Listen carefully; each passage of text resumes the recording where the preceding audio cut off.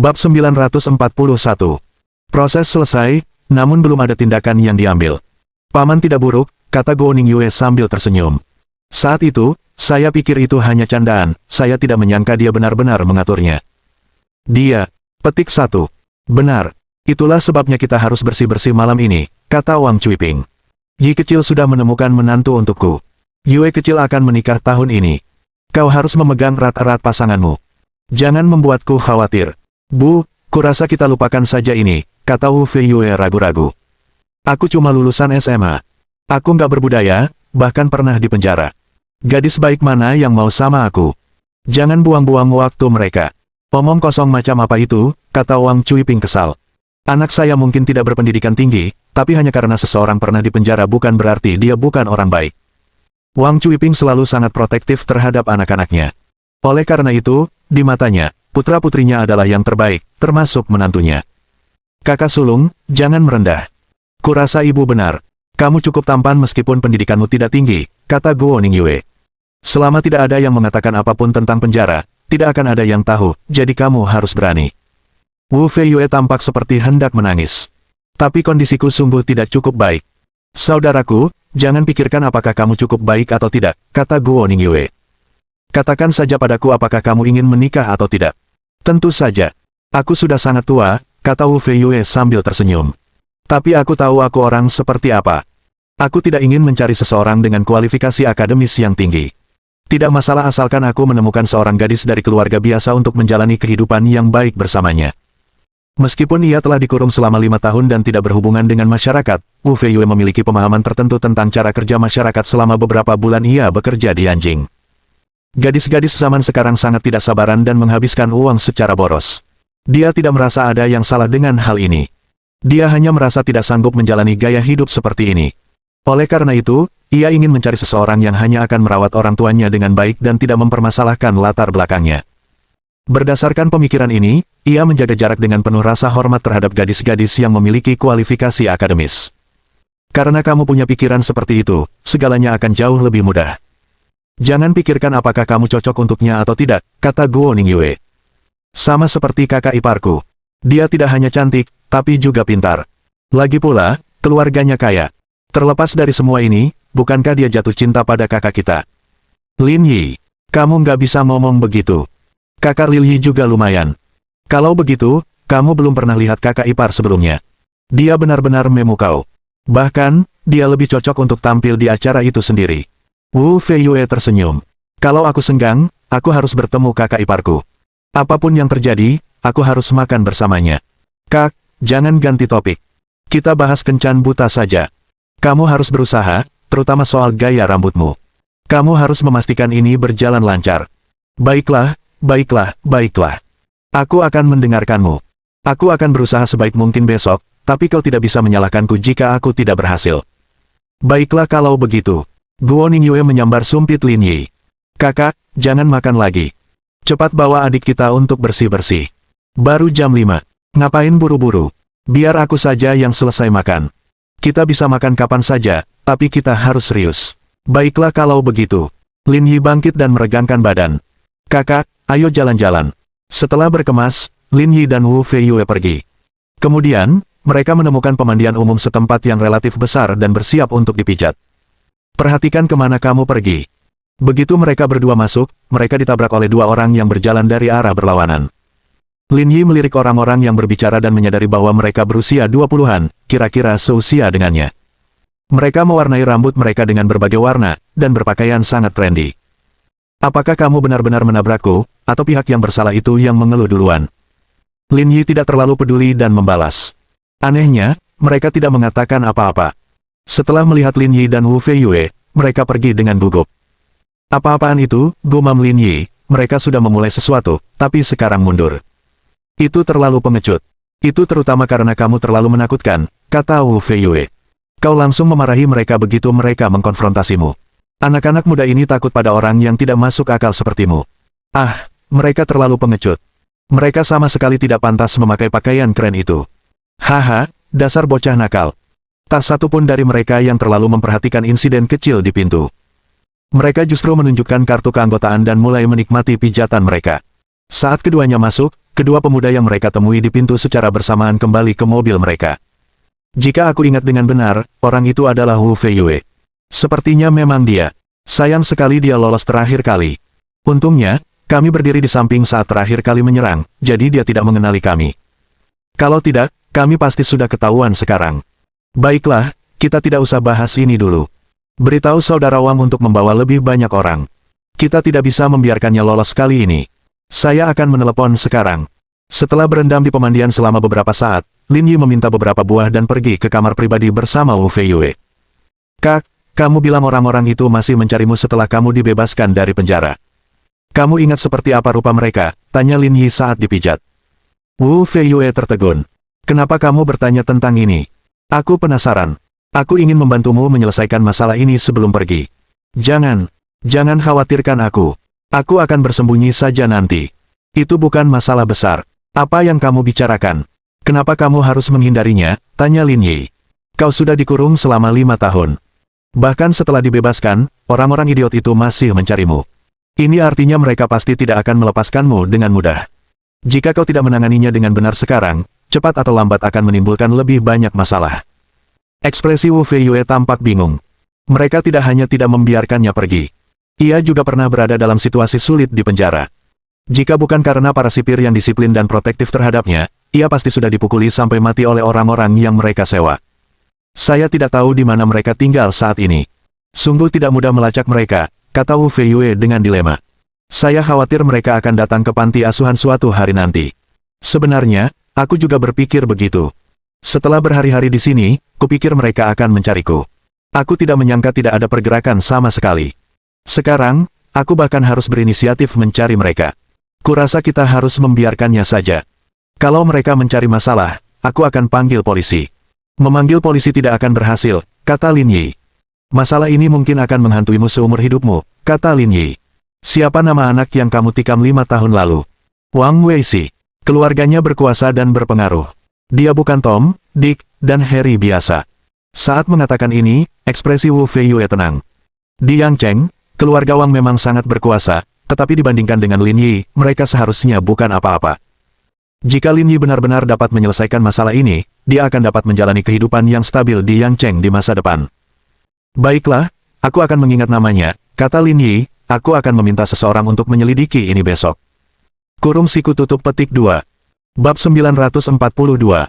Siapa yang berani menyentuh Zhao Guangli? 3 mobil van diparkir di pintu masuk pemandian. Di depan ada sebuah mobil BMW seri 7, dan seorang pemuda berjaket dan celana jeans turun dari mobil itu.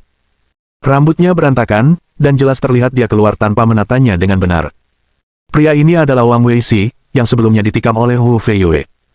Pada saat yang sama, orang-orang di dalam mobil van keluar. Totalnya ada lebih dari 20 orang. Mereka tidak tua, dan yang tertua baru berusia 30-an. Semuanya adalah preman dengan senjata tersembunyi di balik jaket mereka. Mereka melihat sekeliling dengan waspada, seolah-olah sedang mencari sasaran. Pemandangan ini juga menggemparkan warga yang lalu lalang di jalan. Saat itu tahun baru dan banyak sekali orang berkumpul. Apa akan ada perkelahian? Karena penasaran, banyak orang yang berdiri tidak jauh untuk menyaksikan keributan itu.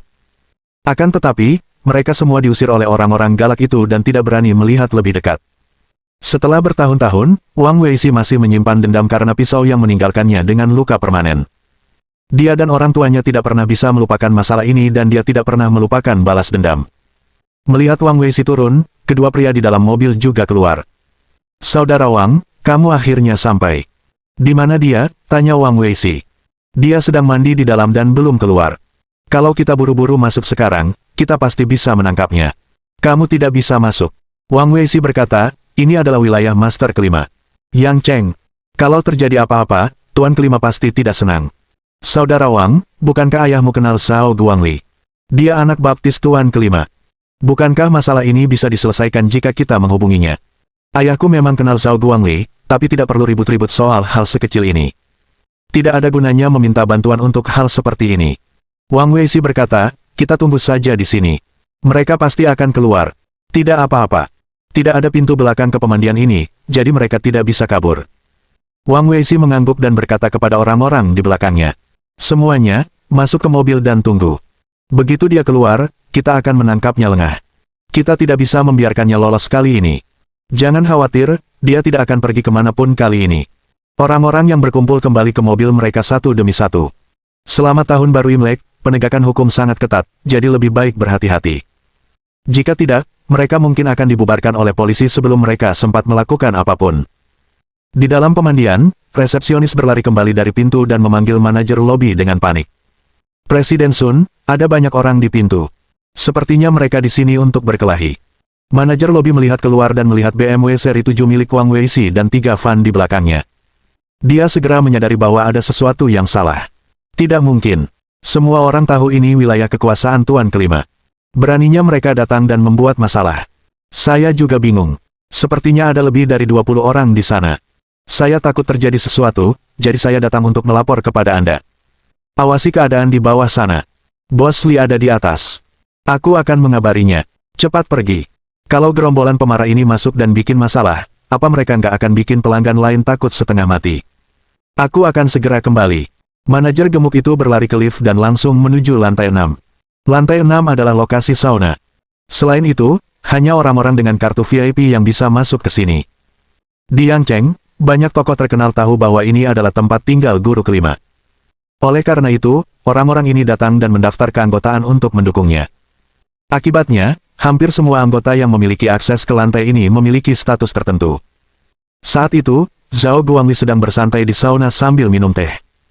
Di sampingnya, seorang pria parubaya bertubuh besar sedang mengobrol dan tertawa bersamanya. Pria parubaya itu bernama Ding Peng. Seperti Zhao Guangli, ia terlibat dalam dunia bawah. Meski begitu, Ding Peng berasal dari Zonghai. Karena kolaborasi mereka baru-baru ini, keduanya telah bekerja sama dengan erat. Bos Li. Setelah keluar dari lift, manajer lobi berlari kecil menghampiri. Ada sekelompok besar orang di luar. Mereka sepertinya datang untuk berkelahi. Sepertinya ada yang tidak beres, jadi saya datang untuk memberitahu Anda sebelumnya. Orang-orang di sini untuk membuat masalah. Zhao Guangli duduk, ekspresinya agak jelek. Temannya ada di sini. Dia baru saja selesai membanggakan betapa hebatnya dia di Yangcheng, tapi kelompok ini malah mempermainkannya. Zhao tua, itu tidak mungkin. Ding Peng berkata, kamu sudah bersama Tuan Kelima selama bertahun-tahun. Apakah ada yang belum tahu namamu sekarang? Mereka mungkin hanya ingin membuat nama untuk diri mereka sendiri, kata Zhao Guangli. Aku akan turun dan lihat siapa anak nakal yang begitu berani. Ayo pergi. Aku ikut denganmu. Mereka hanya ingin mempermainkan saya. Petik 1. Zhao Guangli tidak ingin Ding Peng mengikutinya karena dia takut terungkap. Di Yangcheng, Wu Tianfu adalah bosnya, sementara dia adalah orang kedua yang memegang komando. Namun, beberapa hari yang lalu, orang yang bernama Lin Yi datang dan menaklukkan ayah baptisnya. Jika Lin Yi datang ke sini, Wu Tianfu harus bersikap hormat padanya, yang mana akan jadi hal yang memalukan. Kita sudah saling kenal selama bertahun-tahun, jadi siapa yang tidak tahu nama kita sekarang? Ding Peng tertawa dan berkata, aku masih ingat bagaimana kita berdua berbagi semangkuk mie instan saat itu. Sial, masih berani ngomongin ini. Aku udah biarin kamu makan semua mie-nya. Aku cuma minum kuahnya. Haha, jangan buang-buang waktu. Ada yang bikin masalah di sini. Aku harus pergi melihat apa yang terjadi. Ayo pergi. Akhirnya, Zhao Guangli tidak bisa menolak. Ia tidak menyangka akan ada kebetulan seperti itu. Orang bernama Lin Yi itu tampak seperti orang yang berkuasa dan berpengaruh. Bahkan jika seseorang menyinggung perasaannya, dia tidak akan membawa begitu banyak orang untuk membalas. Lagi pula, ketika dia datang ke pesta ulang tahun ayah baptisnya, dia datang sendirian. Mereka berdua berdandan dan naik lift bersama, turun ke lantai pertama. Saudara Li, mereka ada di luar, kata manajer lobi. BMW di depan dan 3 van di belakang berasal dari kelompok yang sama. Zhao Guangli mengangguk. Teruslah menerima tamu. Aku akan keluar dan melihat-lihat. Haruskah kita memanggil seseorang untuk meminta bantuan? Tolong aku, kata Zhao Guangli. Di Yangcheng, siapa yang berani menyentuh Zhao Guangli? Zhao Guangli dan Ding Peng berjalan keluar dengan santai. Pada saat yang sama, Wang Weishi yang berada di dalam mobil juga melihat Zhao Guangli dan segera menegakkan punggungnya. Saudara Wang, Zhao Guangli ada di sini. Saya melihatnya, kata Wang Weishi gugup, saya akan turun dan menyapa. Setelah mengatakan itu, Wang Weishi dan yang lainnya di dalam mobil keluar dan menyapa Zhao Guangli. Saudara Li, halo, kata Wang Weishi dengan antusias. Zhao Guangli melihat ketiga van lainnya dan berkata dengan tidak senang. Apa tujuanmu memanggil begitu banyak orang ke sini? Wang Weishi terkejut dan dengan cepat menjelaskan. Saudara Li, begini. Saya ditikam oleh seseorang sebelum ini. Orang itu sedang mandi di rumah Anda sekarang, jadi saya membawa anak buah saya untuk menunggunya. Saya di sini bukan untuk merusak bisnis Anda. Lagi pula, ayah saya adalah Wang Xinglong. Anda pasti kenal dia, kan? Bab 943. Keterampilan baru setiap hari. Apakah kamu putra Wang Xinglong? Mendengar nama Wang Xinglong, ekspresi Zhao Guangli sedikit membaik. Wang Xinglong dianggap sebagai tokoh terkemuka di Yangcheng, dan dia adalah pengusaha terkenal. Istrinya juga bekerja di pemerintahan, dan memegang jabatan yang dianggap penting. Meskipun masih ada jarak tertentu antara dirinya dan Tuan Kelima, pengaruhnya masih cukup besar, sehingga Zhao Guangli tetap harus menunjukkan rasa hormat kepadanya. Ya. Wang Xinglong adalah ayahku. Oh begitu. Kalau begitu kau salah satu dari kami, kata Zhao Guangli. Siapa nama orang yang kau cari? Aku akan memanggilnya untukmu. Lalu, kau bisa mencari tempat di mana tidak ada orang di sekitar untuk berurusan dengannya. Mendengar ini, Wang Weishi sangat gembira. Ia tidak menyangka Zhao Guangli akan maju dan membantunya. Pengaruh ayahnya terlalu besar. Terima kasih, Saudara Li. Namanya Wu Feiyue. Dia ada di dalam. Zhao Guangli mengangguk acuh tak acuh, memperlihatkan sikap seorang gangster. Tunggu di sini sebentar. Aku akan ke sana dan membantumu memanggilnya. Oke. Maaf merepotkanmu, Saudara Li. Zhao Guangli dan Ding Peng berjalan kembali ke pemandian. Wang Weishi dan teman-temannya tidak bisa lagi tetap tenang. Kakak Wang, keluargamu sungguh luar biasa. Bahkan Zhao Guangli sampai harus mempermalukanmu kalau kau menyebut ayahmu. Bukan apa-apa. Wang Weishi tersenyum dan berkata, kalian semua bersiap dulu. Setelah dia keluar, bawa dia pergi. Mengerti. Lagi pula, dia membawa seseorang. Waktu kami keluar, kami bertabrakan dan dia memarahiku. Kalau aku tidak takut melapor, aku pasti sudah menghajarnya. Baiklah. Nanti kalau mereka keluar, aku akan membalaskan dendamu. Haha. Terima kasih, Saudara Wang. Kembali di pemandian, Zhao Guangli memanggil manajer lobi. Orang yang mereka cari bernama Wu Feiyue. Sepertinya dia ada di dalam gedung. Pergilah dan selidiki orang ini. Setelah itu, bawa dia keluar dan serahkan dia kepada orang-orang di luar. Baiklah. Aku mengerti, Saudara Li. Setelah membuat pengaturan, Zhao Guangli naik lift kembali ke sauna di lantai 6 dan terus berbicara dengan Ding Peng tentang proyek tersebut. Pada saat ini, manajer lobi juga menggali informasi tentang Lin Yi dan Wu Feiyue. Mereka sedang dipijat di ruang pribadi. Di ruang pribadi, Lin Yi meregangkan tubuh dengan nyaman setelah pijat selesai. Ayo pergi, Kak. Kita cari tempat untuk merapikan gaya rambutmu. Setelah itu, kamu akan siap. Enggak perlu. Aku sudah memotongnya tepat sebelum tahun baru, jadi kenapa harus dipotong lagi?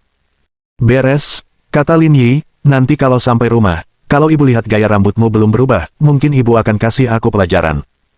Haha, kalau begitu, ayo kita beres-beres. Dentang. Tepat saat mereka berdua berkemas dan bersiap untuk pergi, terdengar ketukan di pintu kamar pribadi. Datang. Manajer lobi mendorong pintu terbuka dan masuk, tersenyum pada Lin Yi dan Wu Feiyue. Halo, apakah kamu Wu Feiyue dan Lin Yi? Ya, kenapa, kata Lin Yi. Tuan, ada yang mencari Anda di luar. Saya datang untuk memberitahu Anda. Seseorang mencari kita, gumam Lin Yi, pria atau wanita? Pria. Ada pria yang mencariku. Lin Yi bingung. Dia tidak kenal siapapun di Yangcheng. Dengan status Wu Zhaoyou, mustahil bagi orang-orang ini untuk datang ke sini mencarinya. Terlebih lagi, mustahil bagi mereka untuk tahu bahwa dia ada di sini. Baiklah, jangan asal menebak, kata Wu Feiyue. Bagaimanapun, kita sudah selesai di sini, jadi mari kita keluar dan melihatnya. Ya, petik 1. Mereka berpakaian dan berjalan keluar satu demi satu. Manajer lobi menyambut mereka berdua di pintu dan berkata dengan tenang. Orang-orang yang mencarimu ada di luar. Lin Yi mengangguk dan berjalan keluar bersama Wu Feiyue. Saat mereka keluar, manajer lobi mengunci pintu. Manajer, apa yang Anda lakukan? Bagaimana Anda bisa menerima tamu baru setelah pintu terkunci? Pihak lain membawa lebih dari 20 orang. Mereka bisa menghajar kedua bocah nakal itu sampai ibu mereka tidak mengenali mereka, kata manajer lobi. Kalau aku tidak mengunci pintu, mereka pasti akan lari ke toko kita setelah perkelahian itu. Kalau begitu, mereka akan menghancurkan bisnis kita. Pantas saja kau jadi manajernya. Kau benar-benar memikirkan ini dengan matang. Ada banyak trik dalam profesi ini. Pelajarilah dengan baik. Kamu juga bisa menjadi manajer lobi di masa depan. Pada saat ini, di luar pemandian, Wang Weishi dan anak buahnya bergegas turun dari mobil dan mengepung mereka berdua ketika dia melihat Lin Yi pergi. Wang Weishi, seru Wu Feiyue. Baguslah kau belum melupakanku. Aku tak akan menyia-nyiakan napasku. Wang Weishi mencibir.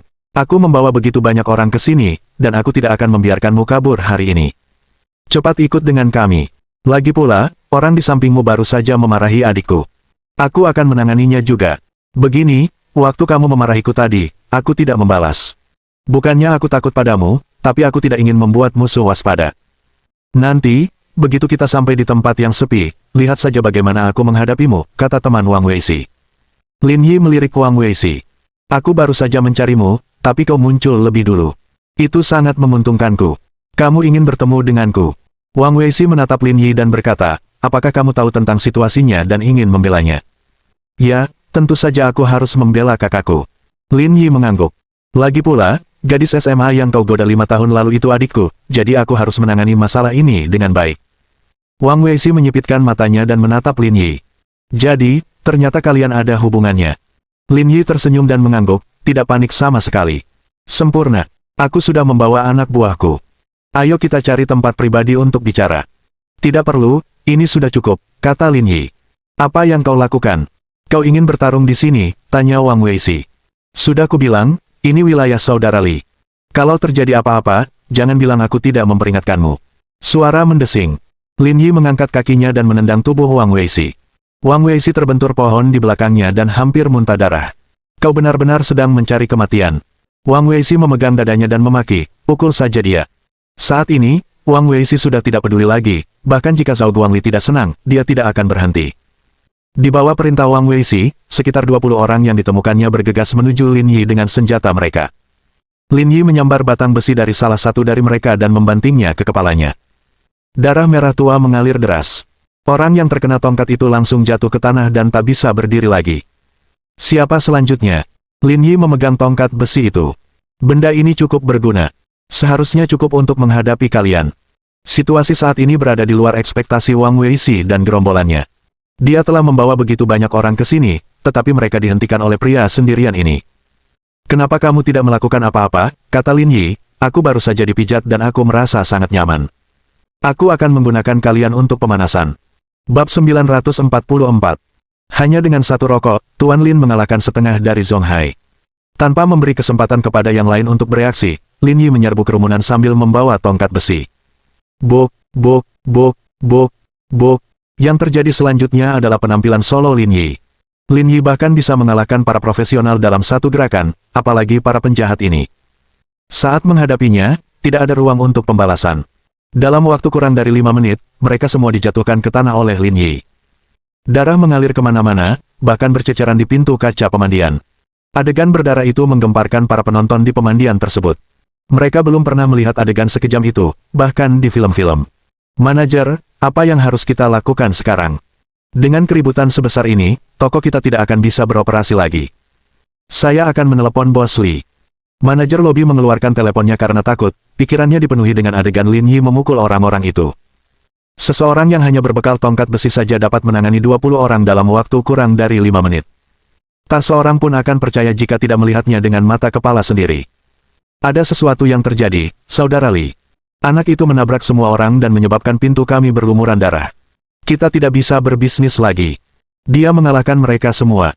Zhao Guangli juga terkejut. Ini belum pernah terjadi sebelumnya. Tunggu di bawah. Aku akan ke sana sekarang. Oke.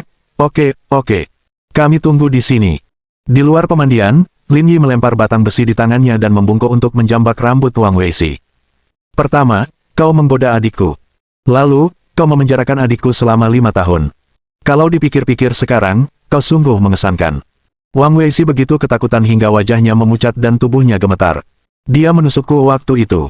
Aku punya luka permanen karena itu, jadi aku datang untuk membalas dendam padanya.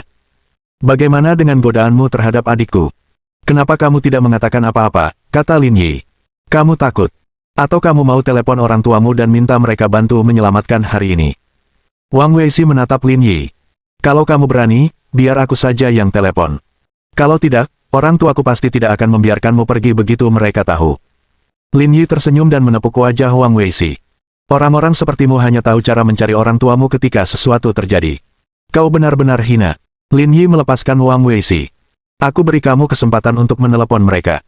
Setelah itu, kamu akan tahu bahwa kamu tidak punya pilihan selain menyerah. Wang Weishi, yang terbebas dari ikatan, mengeluarkan telepon genggamnya sambil gemetar ketakutan. Namun, saat dia mengeluarkan ponselnya, dia melihat Zhao Guangli dan Ding Peng berjalan keluar. Kemunculan Zhao Guangli memberi harapan pada Wang Weishi. Saudara Li, kamu harus membantuku. Dia sudah menghajar kita semua. Berhenti berteriak. Aku akan membantumu mengatasi ini. Karena pengaruh keluarga Wang, Zhao Guangli merasa harus membantu. Apa yang sedang kamu coba lakukan? Lin Yi berbalik dan menatap Zhao Guangli. Apa kau lupa rasa sakitnya setelah bekas lukanya sembuh? Zhao Guangli gemetar saat melihat Lin Yi. Kakinya lemas dan hampir jatuh ke tanah. Tuan Lin, ternyata Anda terkejut melihat saya. Ya sedikit. Petik 2. Melihat Lin Yi lah pelakunya, ekspresi Zhao Guangli berubah drastis. Jika saja aku tahu ini masalahmu, aku pasti akan membantumu menyelesaikannya. Tidak perlu bagimu untuk melakukan apapun. Zhao Guangli mengeluarkan sebungkus 95 batang rokok Supreme dari sakunya. Silakan merokok, Tuan Lin. Saya berhenti. Kalau begitu, tidak sopan sekali aku menawarkannya, kata Zhao Guangli dengan gugup. Halo, Tuan Lin. Saya Ding Peng dari Dingxin Industry di Zonghai. Saya sudah banyak mendengar tentang Anda. Lin Yi melirik Ding Peng, kau kenal aku. Zhao Guangli juga tercengang. Dia tidak menyangka Ding Peng mengenal Lin Yi. Selain itu, dia sangat hormat dan sopan. Tuan Lin, lihat apa yang Anda katakan. Sekalipun saya tidak mengenal orang tua saya sendiri, saya harus tahu siapa Anda. Jangan berlebihan. Kau memperlakukanku seperti kaisar lokal.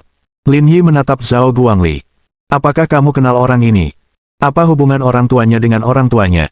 Ayahnya memiliki perusahaan dengan nilai pasar lebih dari 2 miliar yuan. Ibunya juga memiliki status dan reputasi tertentu. Petik 2. Lin Yi tersenyum. Ayahmu punya aset lebih dari 2 miliar yuan dan ibu yang berpengaruh. Beraninya kau begitu sombong. Orang-orang ini semuanya manja. Mereka selalu melakukan hal-hal yang cukup bergengsi. Itulah sebabnya mereka tumbuh menjadi seperti ini, kata Zhao Guangli sambil tersenyum. Lin Yi berbalik dan menatap Wang Weishi. Lihat betapa takutnya kamu. Aku tidak tertarik menyerangmu lagi, tapi jangan khawatir, aku pasti akan memberimu kesempatan untuk menelepon orang tuamu. Aku tinggal di Blue Sky Welfare Institute. Kamu bisa mencariku besok, tapi aku tidak tahu apakah aset ayahmu yang senilai 2 miliar yuan dan posisi ibumu akan bertahan sampai saat itu. Dengan itu, Lin Yi dan Wu Feiyue masuk ke mobil, menginjak pedal gas, dan pergi. Ding tua, kamu juga kenal Tuan Lin? Zhao Guangli bertanya dengan heran setelah Lin Yi pergi. Saya dari Zonghai. Bagaimana mungkin saya tidak mengenalnya, kata Ding Peng. Tetap saja, Tuan Lin berasal dari Zonghai. Kedua kota biasanya mengurus urusan masing-masing. Bagaimana Anda bisa terlibat? Zhao Guangli menghela napas dan menjelaskan secara singkat tentang pesta ulang tahun itu. Setelah mengetahui kebenarannya, Ding Peng terkejut. Anda seharusnya senang karena Tuan Lin tidak membunuh Wu Tianfu. Petik 1. Apakah kamu serius? Tanya Zhao Guangli. Saya benar-benar penasaran seberapa kuat dia sebenarnya di Zonghai. Apakah kamu kenal Wang Mazi dari Zonghai? Dialah yang mengalahkan Wu Tianfu di Zonghai beberapa tahun yang lalu. Petik 2. Aku kenal dia, kata Zhao Guangli. Wang Mazi terlalu kejam. Dari segi kekuatan, dia memang lebih kuat dari ayah baptisku. Kalau begitu, izinkan saya memberitahu Anda sesuatu. Salah satu dari 2 jenderal Wang Mazi ditikam oleh Tuan Lin, sementara yang lainnya lumpuh. Sedangkan Wang Mazi sendiri, Tuan Lin telah mengurungnya. Apakah kamu serius? Meskipun anak buahnya terluka parah saat itu, mereka akhirnya tidak menderita konsekuensi yang berkepanjangan, namun, orang yang akhirnya dipenjara adalah Wang Mazi sendiri. Bayangkan betapa hebatnya Tuan Lin sampai bisa melakukan ini. Zhao Guangli menggigil. Jika memang begitu, dia benar-benar telah diberi belas kasihan pada hari perjamuan itu. Meskipun guru kelima memiliki kekuatan untuk menutupi langit, dia tidak ada apa-apanya dibandingkan dengan pria ini. Kali ini aku bertemu dewa sejati. Aku sangat terkesan, kata Zhao Guangli. Menghadapi seseorang seperti Tuan Lin, kau tidak punya pilihan selain menerima takdirmu, kata Ding Peng. Dan percayalah, Tuan Lin tidak berhenti merokok, dia hanya tidak merokok rokok biasa. Itu berarti seleraku tidak cukup bagus untuknya, kan? Kurang lebih begitu, jawab Ding Peng. Hanya dengan sebatang rokok, Tuan Lin mengungguli separuh Zonghai. Bayangkan betapa hebatnya dia. Bab 945. Perburuan liar. Apakah dia benar-benar kekuatan besar di Zonghai? Mungkin lebih dari itu, kata Ding Peng. Dan, tahukah kamu apa yang hebat dari Master Lin? Aku tidak tahu. Petik 1. Meskipun koneksinya mengesankan, dia biasanya melakukannya sendiri, kata Ding Peng. Lagi pula, dia tidak seperti kita. Saat kita berkelahi, kita memanggil puluhan orang. Apapun yang terjadi, dia selalu sendirian. Orang-orang di depan kita ini dianggap beruntung. Jika Tuan Lin keluar membawa pisau, mereka mungkin semua sudah dibawa ke ICU sekarang. Zhao Guangli menyeringai dan merasakan bulu kuduk meremang di sekujur tubuhnya. Singkatnya, kau tak boleh menyinggung orang seperti itu. Kau beruntung dia menyelamatkan nyawa ayah baptismu. Sebaiknya kau mengunjunginya saat dia masih di Yangcheng. Dia orang penting. Sekalipun kau tak bisa menjilatnya, ada baiknya kau mengenalnya lebih baik. Ini memang perlu. Setelah mengatakan itu, Zhao Guangli menatap Wang Weishi dan yang lainnya dan berkata, "Tetaplah di tempatmu." Setelah mengetahui latar belakang Lin Yi, Zhao Guangli tidak lagi mau memperhatikan Wang Weishi dan yang lainnya. Lebih baik menangani masalah yang penting terlebih dahulu. Sementara itu, Wang Weishi dan yang lainnya tercengang. Mata dan mulut mereka terbelalak, dan mereka tidak bisa berkata apa-apa untuk waktu yang lama. Tidak pernah dalam mimpi terliar mereka menduga orang yang bertarung bersama mereka memiliki latar belakang yang begitu kuat. Melihat Zhao Guangli pergi, teman Wang Weishi berjalan mendekat sambil memegangi dadanya. "Saudara Wang, apa yang harus kita lakukan sekarang? Orang itu tampaknya sangat kuat. Kita telah menghadapi lawan yang tangguh." "Aku tahu," kata Wang Weishi dengan suara gemetar, "lupakan saja masalah ini. Aku akan menanggung kehilangan ini dalam diam. Jangan bahas masalah ini lagi." "Tapi bukan itu intinya. Orang itu sangat cakap. Kalau dia diam-diam bikin masalah, bisnis keluarga kita bisa kena dampaknya." Wang Weishi mengerutkan kening. "Kau tidak perlu khawatir tentang ini. Dia dari Zonghai, jadi dia seharusnya tidak bisa memengaruhi urusan di Yangcheng." "Apa kamu yakin?" "Kemungkinan besar." Wang Weishi memamerkan giginya dan berkata, "Kita tidak usah bicara apa-apa lagi sekarang. Kita ke rumah sakit dulu. Cedera ini benar-benar menyiksaku." Setelah meninggalkan pemandian, mereka berdua pergi potong rambut. Melihat Wu Feiyue dengan gaya rambut yang menyegarkan, Lin Yi pun merasa sedikit tergoda untuk mencoba potongan rambut bascut. Namun, setelah bertanya pada Ji Qingyan, dia langsung ditolak. Terlebih lagi, pendiriannya sangat tegas, langsung menghancurkan pikiran Lin Yi sejak awal. Namun, Lin Yi tidak menyerah dan memberitahu Liang Ruoxu, Li Chuhan, dan Wang Ying tentang ide ini. Seperti Ji Qingyan, Liang Ruoxu dan Wang Ying mengajukan keberatan mereka. Hanya Li Chuhan menyatakan dukungannya. Namun, Lin Yi tahu bahwa bahkan jika dia mencukur habis kepalanya, Li Chuhan tidak akan keberatan. Demi menjamin kepulangannya yang selamat ke Zonghai, Lin Yi mengurungkan niatnya untuk potong rambut cepat. Setelah potong rambut, mereka berdua kembali ke panti asuhan. Keesokan paginya, Guo Ningyue kembali mengangkat selimut Lin Yi. "Kamu tidak pergi kerja hari ini.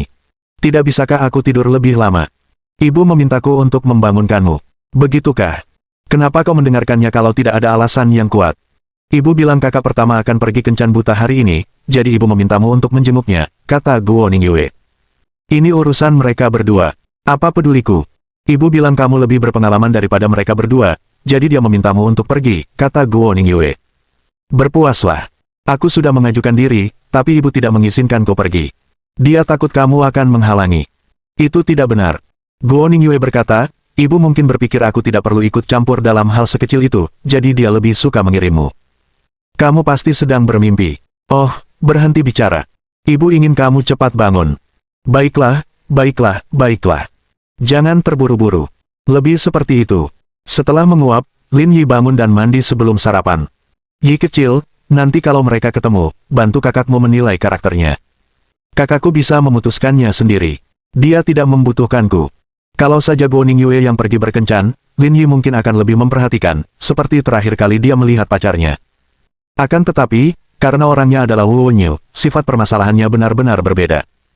Senioritas mereka sedikit lebih tinggi daripada dia, jadi wajar saja kalau dia tidak bisa menyalahkan mereka. "Jangan bilang begitu. Aku sudah kehilangan kontak dengan masyarakat selama beberapa tahun terakhir. Aku bahkan tidak bisa melihat menembus orang-orang ini lagi. Aku akan mencoba. Aku akan mencoba." Pukul 10 pagi, mobil Sagitar putih melaju menuju langit biru. Lembaga Kesejahteraan. Pengemudinya adalah seorang wanita yang agak dewasa dengan gaya rambut bergelombang. Ia mengenakan sweter ketat dan bertubuh berisi. Meski kecantikannya tidak memukau, namun sosoknya sangat menarik. Nama wanita itu adalah Bai Jing, dan dia adalah teman kencan buta Wu Feiyue hari ini. Pasangan parubaya di dalam mobil itu adalah orang tuanya, Bai Yongjun dan Zhao Li. "Putriku, izinkan aku memberitahumu. Kau harus memanfaatkan kesempatan untuk bertemu pria ini hari ini. Kau tidak boleh membuat kesalahan," kata Zhao Li. "Bu, aku sudah lihat foto pria itu. Penampilannya kurang baik, dan dia belum punya pekerjaan. Yang terpenting, dia dari panti asuhan, kata Beijing. Meskipun aku lajang, aku bekerja di salah satu dari 500 perusahaan terbaik di dunia. Aku hanya pergi ke tempat-tempat seperti Starbucks dan Wanda Plaza. Apa menurutmu dia pantas untukku? Kalau kau tidak mengatur ini tanpa izinku, aku tidak akan datang hari ini. Itu sungguh dangkal, kata Zhao Li. Biar ku beritahu, meskipun orang bernama Wu Feiyue ini tidak terlalu baik, dia punya adik laki-laki yang sangat mengesankan. Ku dengar dia punya perusahaan dan sangat kaya. Seluruh panti asuhan dibiayai olehnya. Benarkah? Panti asuhan mereka tidak kecil. Biaya tahunannya pasti ratusan ribu. Lebih dari itu. Situasi di panti asuhan lebih baik dari yang kau bayangkan. Kata Zhao Li. Yang terpenting, panti asuhan akan direlokasi. Mereka akan menerima penggantian biaya yang besar, yang pasti akan Anda manfaatkan. Lagi pula, saudaranya sangat kaya. Kalau kalian berdua menikah, bukankah dia akan menghadiahkan kalian rumah dan mobil? Ibumu benar, tapi rumah itu sebaiknya dipilih di Zhonghai. Properti di sana sangat berharga, dan adiknya juga punya perusahaan di Zhonghai. Dia juga bisa membiayaimu, jadi kamu tidak perlu khawatir soal uang lagi. Orang yang berbicara adalah Bai Yongjun. Ia bersandar di kursi penumpang dengan mata terpejam, memancarkan aura gangster. Dari apa yang kau katakan, kenapa aku harus menikah dengannya? Aku seharusnya mengejar adiknya saja. Saya berharap hal itu mungkin terjadi, kata Zhao Li. Adiknya sudah punya pasangan, jadi aku tidak bisa mengenalkannya pada siapapun. Aku hanya bisa memilih yang terbaik kedua dan mendapatkan kakaknya. Nanti, kamu akan punya semua uang di tanganmu dan hidup bahagia di masa depan. Sementara itu, aku tidak perlu lagi menanggung beban pekerjaan sehari-hari di departemen. Petik 2. Beijing memutar matanya dan mengumpat dalam hati. Terus kenapa kalau dia punya pacar? Aku cuma bisa ngambil hatinya. Bab 946. Berangan-angan. Sekitar setengah jam kemudian, Beijing mengendarai mobil ke panti asuhan. Dia melihat peralatan panti asuhan dan beberapa mobil terparkir rapi di depan. Beijing tercengang. Apakah ini semua mobil panti asuhan? Semuanya dibeli oleh adik laki-laki Wu Feiyue, kata Zhao Li, sekarang kamu tahu betapa kayanya dia. Ini lebih dari uang orang normal, kata Beijing bersemangat. Waktu saya ke pameran otomotif dulu, saya lihat bus Mercedes-Benz itu. Kayaknya harganya lebih dari 4 juta. Hah, bus itu mahal sekali. Memang semahal itu. Lagi pula, ini Mercedes-Benz. Mustahil murah. Setelah mengetahui harga bus itu, keluarga Bai mengevaluasi kembali kekayaan Lin Yi. Kakaknya kaya sekali. Bukankah 660.000 yuan agak terlalu sedikit? Tanya Bai Yongjun. Aku juga berpikir begitu. Kenapa tidak kita naikkan saja menjadi 880.000 yuan? Zhao Li berkata, dia sudah membeli mobil seharga lebih dari 1 juta yuan. Dia pasti tidak akan melewatkan ini. Ruangannya juga harus lebih besar. Minimal 200 meter persegi, kata Bai Yongjun. Mobilnya tidak boleh kurang dari 500.000 yuan. Singkatnya, kita harus meminta sebanyak mungkin. Putri kita sangat luar biasa, sementara dia pemarah dan tidak punya pekerjaan. Kalau dia tidak menawarkan lebih, dia pasti tidak bisa menikah. Kita akhiri saja, kata Zhao Li. Nanti kalau sudah waktunya, kalian berdua sebaiknya tidak banyak bicara. Aku akan bicara dengan mereka. Apakah aku bisa menjalani kehidupan yang baik di masa depan tergantung padamu. Setelah mengamati bagian luar panti asuhan, Zhao Li mengeluarkan ponselnya dan menelepon Wang Cuiping. Dia memberitahu bahwa dia telah tiba dan sedang menunggunya untuk menjemput mereka. Permainan antara kedua keluarga itu dimulai pada saat ini. Kalau mereka berinisiatif masuk, itu akan terlalu merendahkan. Harus ada yang keluar dan menjemput mereka. Beberapa menit kemudian, Wang Cuiping, Zhao Guanfu, Lin Yi, dan Wu Feiyue keluar. Saat dia melihat Lin Yi, dia tertegun. Dari cara berpakaiannya, jelas bahwa pakaiannya berharga sedikitnya 200.000 yuan. Pasti itu saudaranya yang kaya. Awalnya, Beijing mengira setelah dia bersama Wu Feiyue, dia akan mencoba merebut hati adik laki-lakinya. Namun, ketika mereka melihat penampilan dan aura Lin Yi, mereka langsung menyerah. Dia mungkin tidak akan mampu menaklukkan pria seperti itu bahkan jika dia menghabiskan 1 juta yuan untuk menjalani transformasi total. Mencoba untuk memburunya mungkin bukan ide yang bagus. Lebih baik memberikan usaha lebih pada Wu Feiyue. Penampilan Wu Feiyue tidak buruk rupa, hanya sedikit lapuk. Ia tampak sangat jujur dan baik hati, bukan lagi pemuda yang arogan dan mendominasi seperti dulu. Meski begitu, pria seperti Wu Feiyue yang bergaya rumahan belum tentu banyak diminati. Pria seperti Lin Yi lah yang sangat dicari. Bahkan setelah memperlakukan seseorang dengan buruk, mereka sering berkata, itu karena saya tidak cukup baik. Kak Ping, Ini pertama kalinya aku datang ke panti asuhanmu. Aku tidak menyangka kau bisa mengelolanya dengan baik. Kau sungguh luar biasa, kata Zhao Li sopan. Saya sudah bekerja keras setiap hari. Tolong, ini tidak semenarik yang kau bayangkan. Wang Cuiping berkata, kita bicara di dalam saja. Di luar cukup dingin. Oke. Kita bicara di dalam saja. Wang Cuiping menyambut keluarga Bai di kantor. Ketika di panti asuhan, tamu biasanya datang ke sini untuk membahas hal-hal serius. Ayo, kakak ipar, minumlah teh. Saya baru saja membuatnya, kata Zhao Guanfu saat keluarga itu duduk. Karena ia memiliki beberapa kerabat yang sama dengan Zhao Li, Zhao Guanfu memanggil Bai Yongjun sebagai saudara iparnya. Mata Bai Yongjun berbinar saat melihat Zhao Guanfu mendekatinya. Dia menggunakan dahong pao kualitas terbaik. Konon harganya mencapai ratusan ribu yuan di pasaran. Di Yangcheng, tidak banyak orang yang bisa minum teh seperti itu. Kakak ipar, kamu terlalu baik, kata Bai Yongjun sambil tersenyum. Selama proses ini, Lin Yi tidak mengatakan apa-apa. Sebaliknya, ia mengamati Bai Jing. Temperamennya cocok dengan pekerja kera putih yang sering sibuk di sekitar CBD. Namun, dari cara berjalannya, dia lebih mirip seorang wanita muda yang sering mengunjungi klub malam dan hotel. Lin Yi diam-diam mengerutkan bibirnya. Dengan kepribadian kakaknya yang jujur, sulit dikatakan apakah dia bisa mengendalikan orang seperti itu. Meski begitu, Lin Yi tidak menunjukkan emosi apapun. Mungkin dia salah menilai. Bagaimanapun, dia akan mengamatinya lebih baik dulu. Li kecil, kita berdua saling kenal dan masih berkerabat, jadi mari kita langsung ke intinya, kata Wang Cuiping. Saya sudah bercerita tentang situasi putra saya.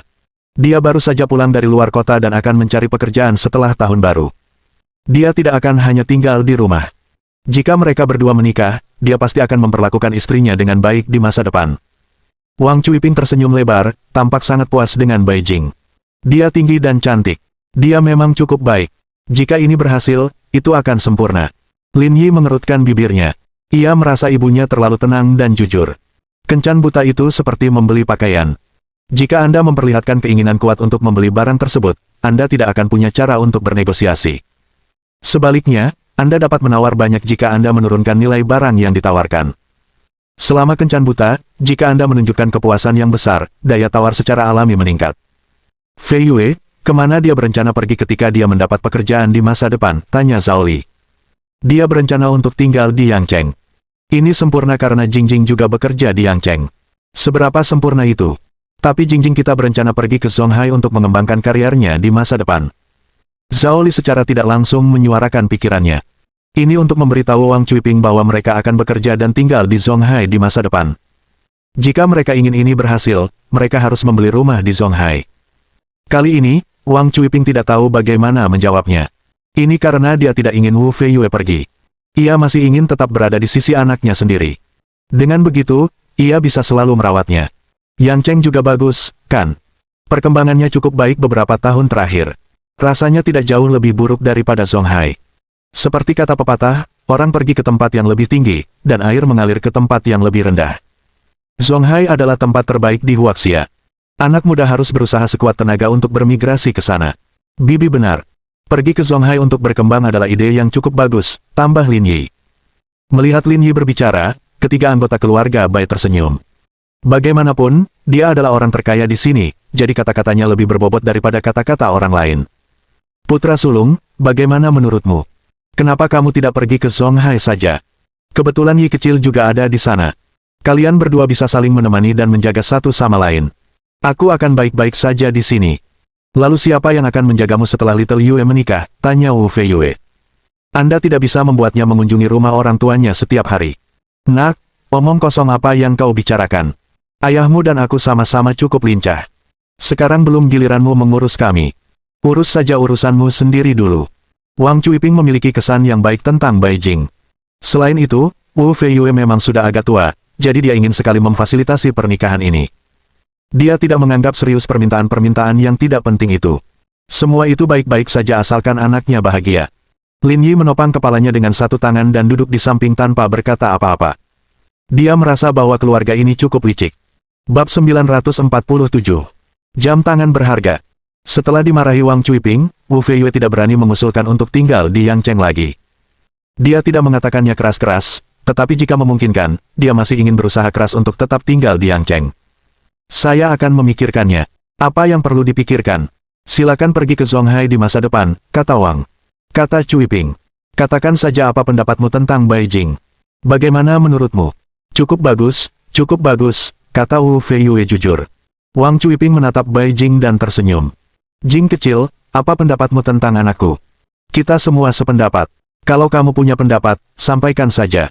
Bai Jing menundukkan kepalanya karena malu. Aku juga merasa dia tidak buruk. Senang rasanya menemukan orang yang jujur untuk tinggal bersama. Lin Yi mengerutkan bibirnya. Kata-katanya sangat jelas baginya. Dulu kata, orang jujur, merupakan pujian, namun kini menjadi kata yang merendahkan. Karena kalian berdua merasa pihak lain baik-baik saja, aku cukup yakin dengan hubungan ini. Wang Cui Ping tersenyum dan menatap Zhao Li. Li kecil, selain ini, apakah kamu punya permintaan lain? Zhao Li ragu sejenak, lalu tersenyum dan berkata, aku juga berpikir Fei Yue anak yang baik.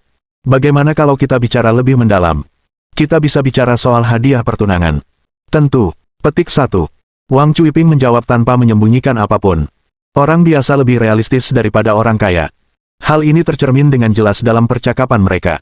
Itu saatnya untuk membahas emosi dan perasaan, tetapi dia terang-terangan mulai berbicara tentang uang. Lagi pula, tidak ada yang merasa hal itu melanggar norma. Mereka semua sangat jujur. Ini tidak seperti orang kaya yang akan bola-balik menyembunyikan motif mereka yang sebenarnya untuk waktu yang lama. Li kecil, kita sudah saling kenal. Kalau kamu punya pendapat, sampaikan saja. Aku tidak perlu khawatir tentang Yi kecil sekarang.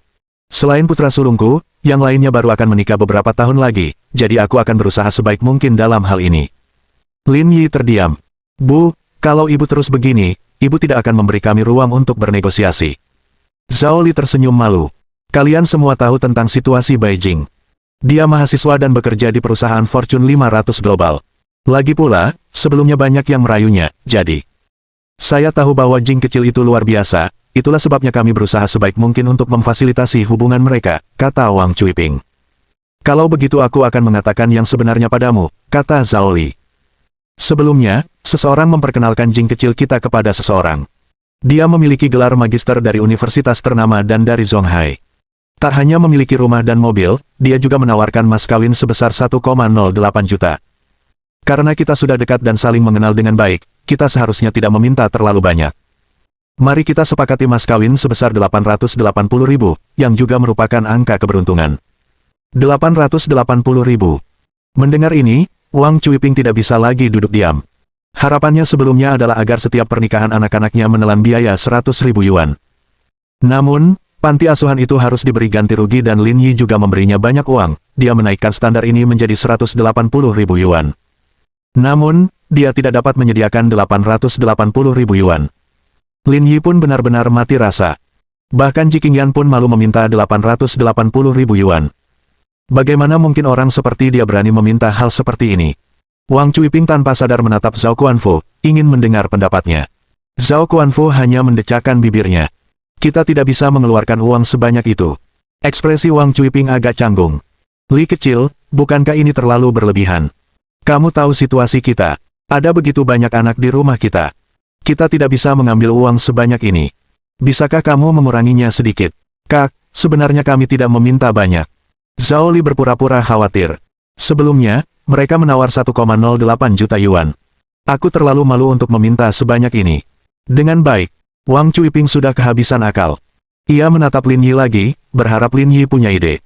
Lin Yi tahu bahwa dia tidak bisa berpura-pura mati lagi. Sebenarnya, tidak apa-apa, kata Lin Yi, 880.000 tidak banyak. Wu Feiyue mengerutkan kening. Bahkan jika itu 180.000 yuan, dia tidak bisa menerimanya, apalagi 880.000 yuan. Namun, tepat saat ia hendak berbicara, Lin Yi menendangnya di bawah meja, mengganggu pikirannya.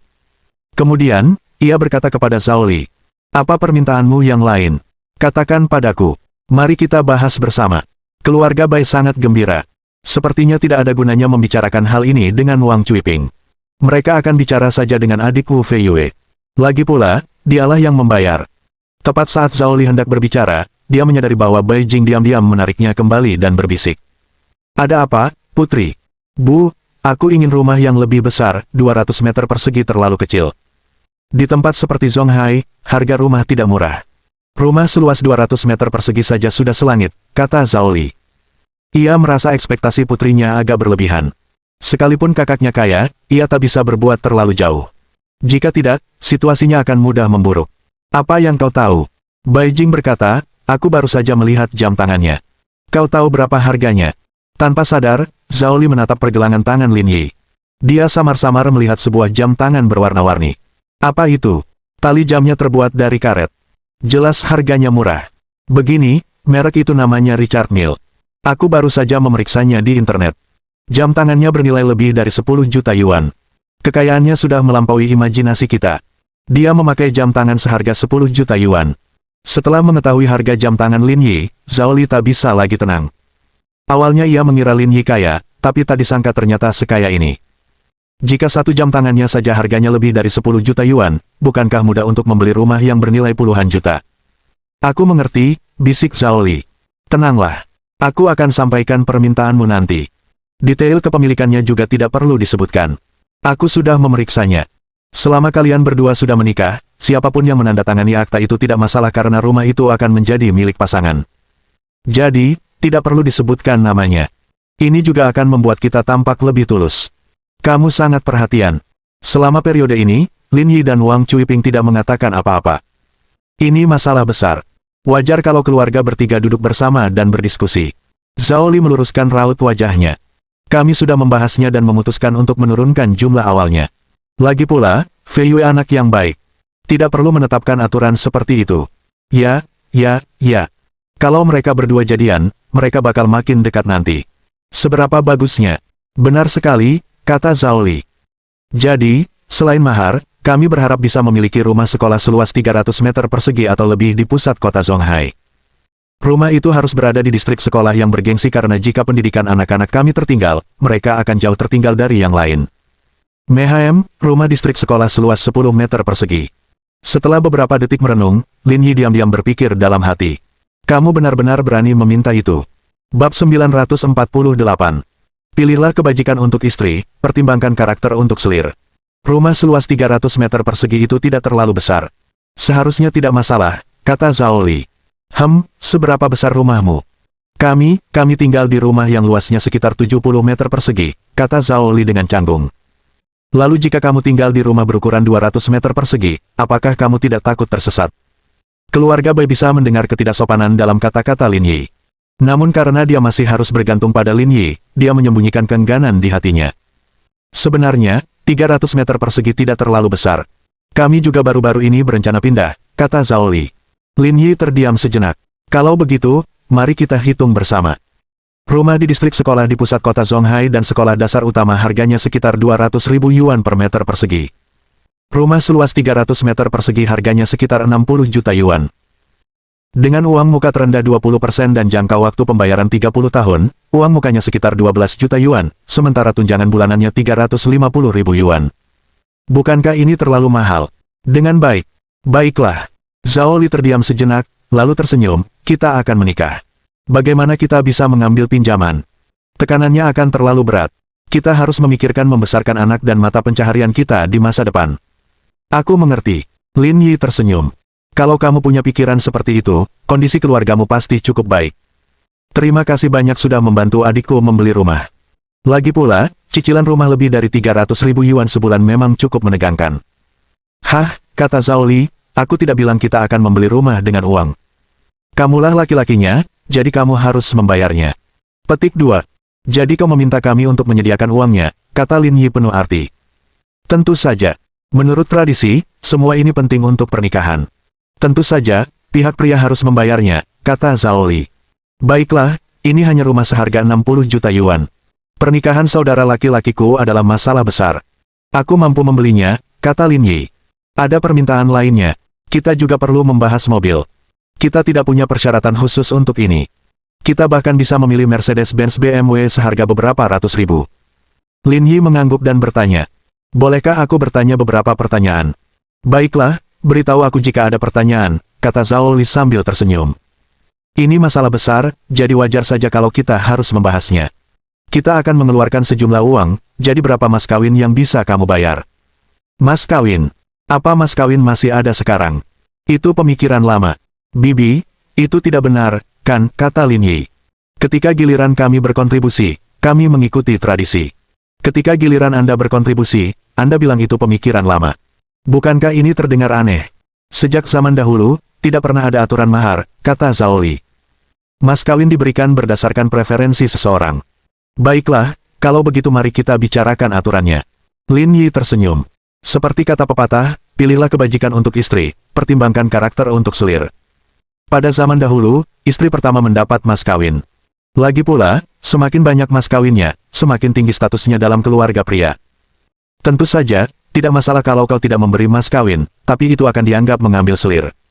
Dia tidak boleh melawan ketika dipukuli, dan dia tidak boleh membalas ketika dimarahi. Mengerti? Apa yang kau bicarakan? Syaratku sangat luar biasa. Aku sudah lebih dari cukup untuk adikmu. Apa salahnya memberiku lebih? Bai Jing tak kuasa menahan diri untuk berkata. Luar biasa. Lin Yi mengangkat alisnya dan aura tak terlihat menyebar. Apa hebatnya kamu? Sejujurnya, di perusahaan kami, semua resepsionis lulusan Universitas 985. Dengan levelmu, kamu pada dasarnya buta huruf di Zonghai. Kamu, saudara laki-laki.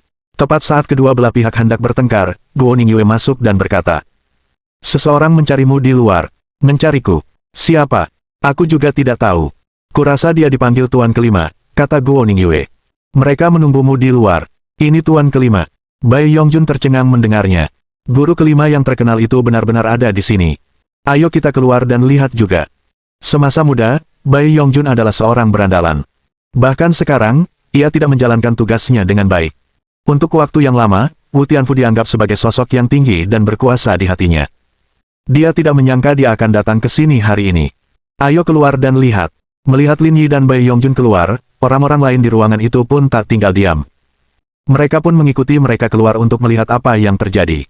Lin Yi keluar dan terkejut melihat Wu Tianfu dan Zhao Guangli berdiri di pintu. Selain mereka berdua, Wang Weishi dan pasangan parubaya yang mereka temui tadi malam berdiri di samping mereka. Lin Yi bingung. Kenapa semua orang ini ada di sini? Tuan Lin, saya telah memberikan penghormatan terakhir kepada leluhur saya di kampung halaman selama beberapa hari terakhir.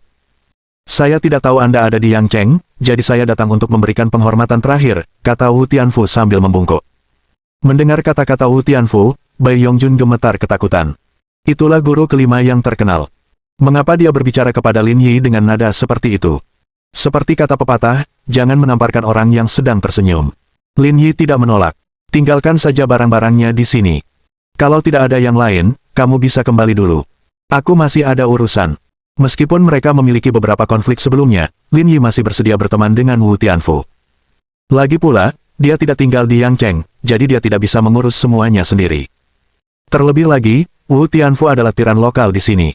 Dia akan meminta bantuan Wu Zhaoyou di tempat terbuka dan Wu Tianfu di tempat gelap. Sekarang, semua bagiannya sudah siap. Baiklah, baiklah, baiklah. Aku tidak akan mengganggumu lagi. Melihat Lin Yi menerima hadiahnya, Wu Tianfu sangat gembira. Ini jelas pertanda baik. Hubungan kedua belah pihak bisa dibilang seperti teman. Ketua Liu, kenapa Anda di sini? Perkataan Zhao Li mengejutkan yang lain. Ia mengenali wanita parubaya di belakang Wang Weishi. Apakah Anda kenal Tuan Lin? Tanya ibu Wang Weishi, Liu Yawen. Saya di sini hari ini untuk kencan buta dengan saudaranya. Zhao Li bekerja di departemen pemerintah, dan Liu Yawen adalah atasan langsungnya. Bagus sekali. Liu Yawen berjalan di depan Lin Yi dan tersenyum. Tuan Lin, kami tahu apa yang terjadi kemarin. Saya sudah memberinya pelajaran. Tolong beri kami kesempatan lagi. Lin Yi melirik Liu Yawen. Putramu berani bersikap begitu arogan dan sewenang-wenang karena kalian, kan? Apa kau pikir aku akan membiarkan masalah ini begitu saja? Keluarga Wang tampak gelisah. Mereka ingin berdebat, tetapi tidak tahu bagaimana cara melawan. Ini salah kami. Kami mengakuinya. Ini tidak akan terjadi lagi. Kami pasti akan jujur di masa mendatang. Aku memberimu kesempatan untuk saat ini, tapi jangan berharap untuk mempertahankan pekerjaanmu. Mendengar ini, ekspresi Liu Yawen tidak terlalu bagus, tetapi dia masih bisa menerimanya. Selama dia punya uang, dia masih bisa hidup. Ini tidak akan terlalu berpengaruh padanya. Soal pekerjaan sekarang, tidak masalah kalau sampai kehilangannya. Lagi pula, itu kan cuma pekerjaan kantoran biasa. Tidak apa-apa kalau tidak punya. Tunggu apa lagi? Cepat dan ucapkan terima kasih kepada Tuan Lin, kata Liu Yawen. Terima kasih, Tuan Lin. Terima kasih, Tuan Lin, kata Wang Weishi dengan pasrah. Melihat pemandangan ini, Bai Yongjun dan Zhao Li terpaku di tanah seolah-olah mereka telah membatu. Apa sebenarnya yang dilakukan adik laki-laki Wu Feiyue? Mengapa dia memiliki pengaruh yang begitu besar di Yangcheng? Kalau saja Bai Jing dan abangnya bersatu, dia pasti akan melambung tinggi. Tuan Lin, ada sesuatu yang ingin saya sampaikan kepada Anda, kata Wang Weishi. Ada apa? Tidak perlu memohon keringanan hukuman, kata Lin Yi, aku sudah berbelas kasih dengan tidak melakukan apapun pada perusahaanmu. Tidak. Aku tidak sedang membicarakan ini. Aku kenal Bai Jing. Dia agak bebas. Dia tidak cocok untuk kakak Wu. Bab 949. Mengapa kamu berpakaian begitu tampan? Wang Weishi, berhentilah mengatakan hal yang tidak masuk akal. Sebelum Lin Yi bisa berbicara, Bai Jing melangkah maju dan berkata, aku tidak ada hubungannya denganmu. Jangan mencemarkan nama baikku di sini. Jangan berpura-pura polos di hadapanku, kata Wang Weishi dengan nada menghina. Kamu tahu ibuku direkturnya, jadi kamu sengaja merayuku. Setelah mengenalku kurang dari 2 hari, kamu pergi ke hotel bersamaku. Apa kamu perlu aku mengatakan semua ini dengan lantang? Wang Weishi juga bukan orang yang baik hati. Dia mengatakan semuanya apa adanya. Kak Lin, aku akui aku salah tentang kakku dan adikmu. Aku juga yakin penusukanku memang pantas, tapi wanita ini benar-benar jahat. Selain dekat denganku, beberapa temanku juga pernah tidur dengannya, dan dia bahkan pernah berselingkuh dengan beberapa orang asing. Singkatnya, dia sangat tidak senonoh. Jika kakku sampai berhubungan dengannya, itu akan jadi kerugian besar. Mendengar ini, ekspresi Wang Cuiping berubah. Jika dia memiliki kehidupan pribadi yang tidak senonoh, dia pasti tidak bisa menerimanya. Kak, jangan dengarkan omong kosongnya. Dia memfitnah putriku. Putriku tidak bersalah dan tidak pernah melakukan hal seperti itu. Tidak ada koneksi pribadi yang tersisa dalam organisasi birokrasi. Liu Yawen sudah dipecat, jadi Zhao Li tidak takut lagi padanya. Karena itu, kata-katanya sangat lugas. Kita harus memikirkannya baik-baik. Kita akhiri saja. Kita pikirkan lagi, kata Wang Cuiping samar-samar, secara tidak langsung menolak masalah ini. Bibi, bukankah kita sudah bicara baik-baik sebelumnya, kata Bai Jing. Kenapa harus terus-terusan mengungkit masa lalu? Masa lalu ya masa lalu, dan masa kini ya masa kini. Kalau kita berdua bersatu, semuanya pasti akan baik-baik saja.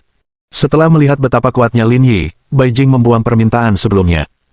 Prioritas utamanya adalah bersama Wu Feiyue. Segala sesuatu lainnya bisa datang pada waktunya. Dan kualifikasi putri kami, Jing, sudah jelas. Jika ini terjadi di masa lalu, itu akan membutuhkan prosesi pernikahan yang megah, pernikahan yang sah, dan beberapa kali perjodohan.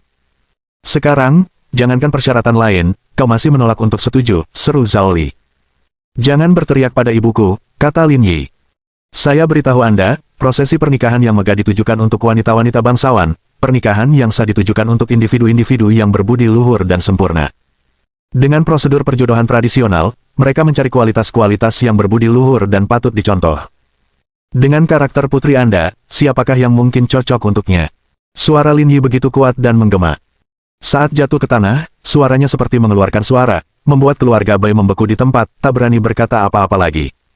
Melihat situasinya tidak tepat, Wu Tianfu menghampiri. Tuan Lin, apakah Anda membutuhkan bantuan saya untuk menangani ini?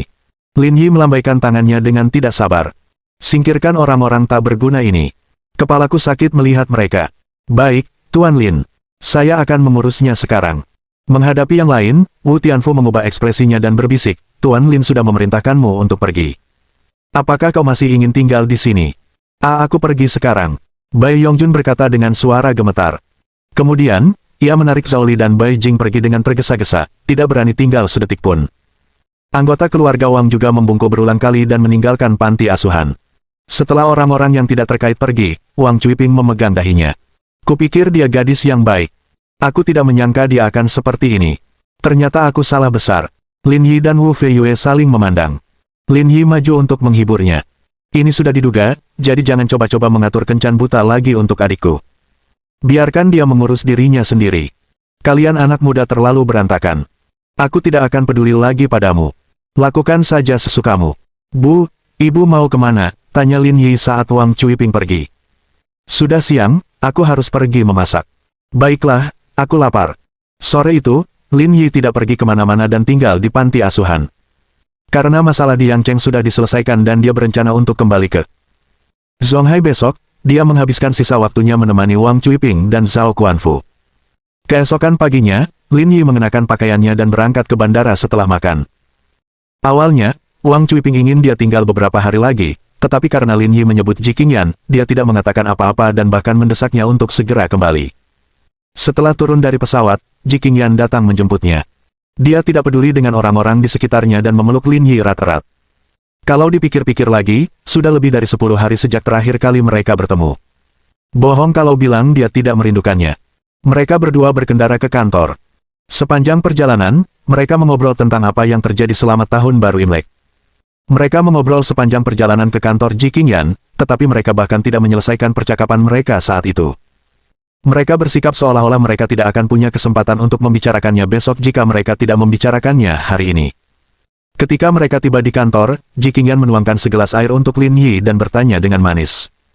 Tuan Lin, apakah Anda punya rencana untuk tahun baru? Bertani, itu prioritas utama saat ini.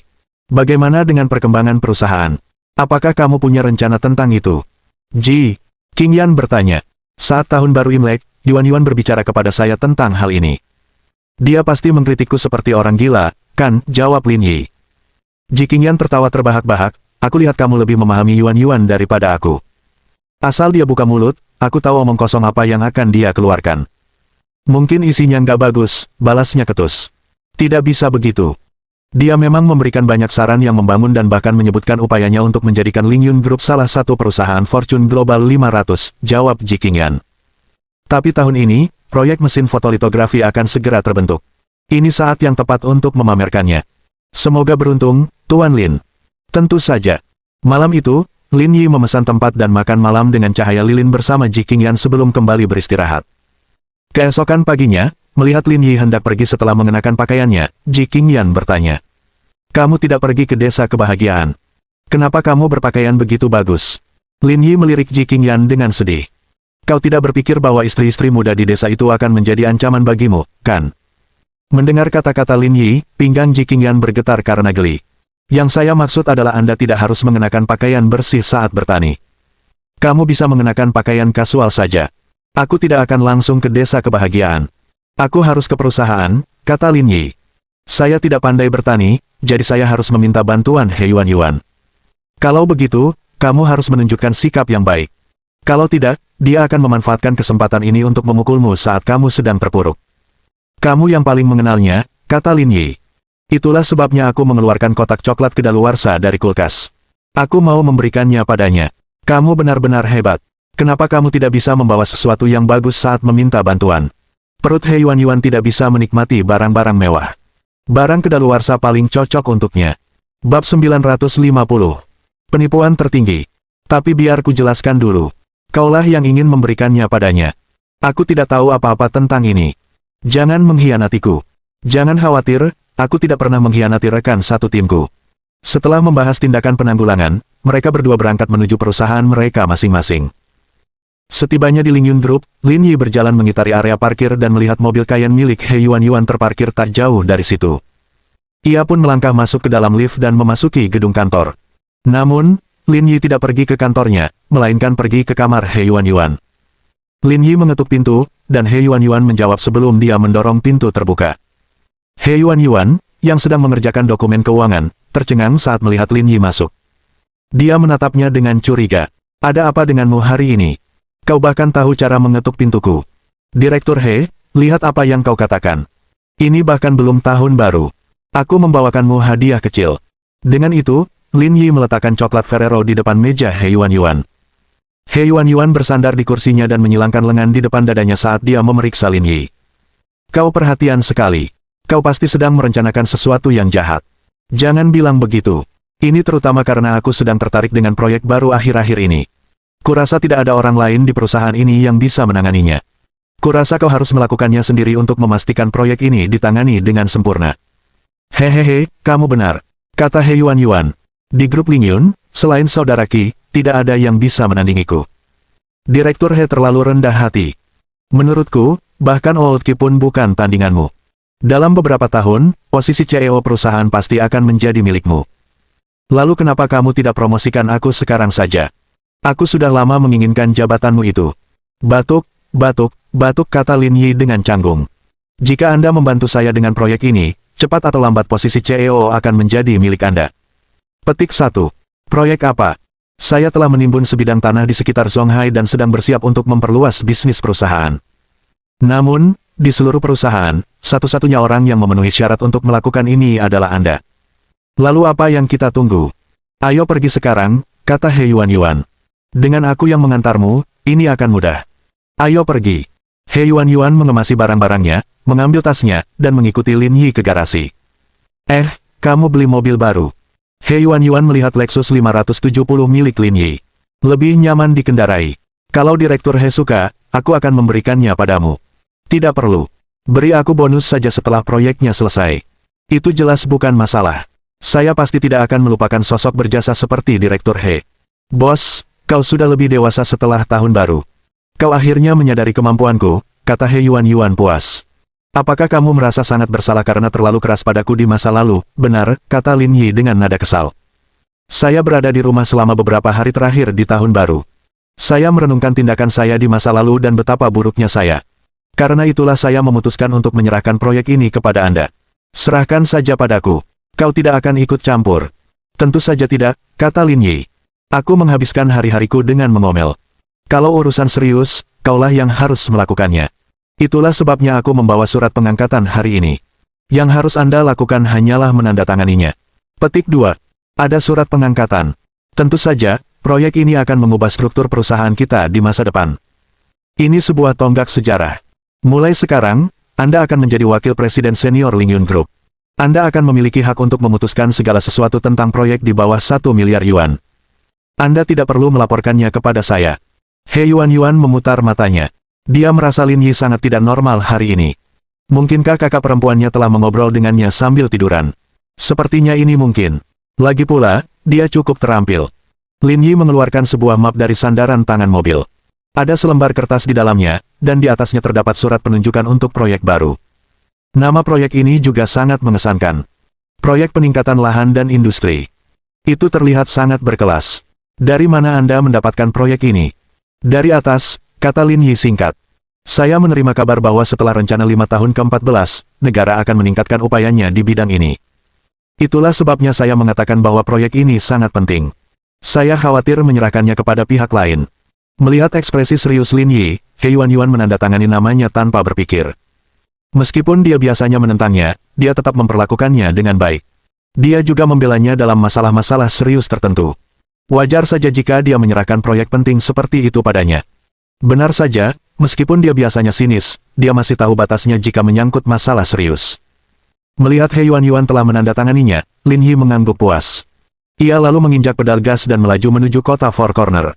Ketika mereka sampai di kota Four Corner, He Yuan melihat keluar jendela. Tunggu sebentar. Bukankah kita akan memeriksa proyeknya? Kenapa kau membawaku ke kota ini? Ini bukan tujuanku. Aku cuma lewat. Aku takut kamu lapar, jadi aku mau ajak kamu makan. Akhir-akhir ini aku sedang diet.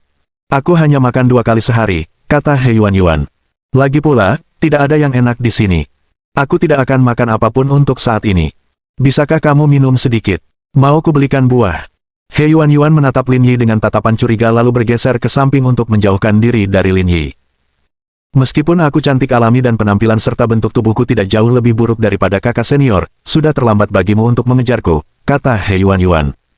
Aku sudah menjalin hubungan dengan Gao Zongyuan. Aku sudah dianggap istri kakakmu. Kau tidak boleh melakukan hal yang tidak manusiawi. Apa aku terlihat seperti orang seperti itu? Karena kamu istri kakakku, aku jadi lebih peduli padamu. Kalau begitu, bersikaplah normal. Aku tidak tahan kau tiba-tiba bersikap begitu baik padaku. Baiklah, mari kita mulai. Lin Yi menyalakan mobil dan mengantar He Yuan ke desa kebahagiaan. Sesampainya di sana, mereka berhenti di depan rumah kaca. Di mana tempat ini?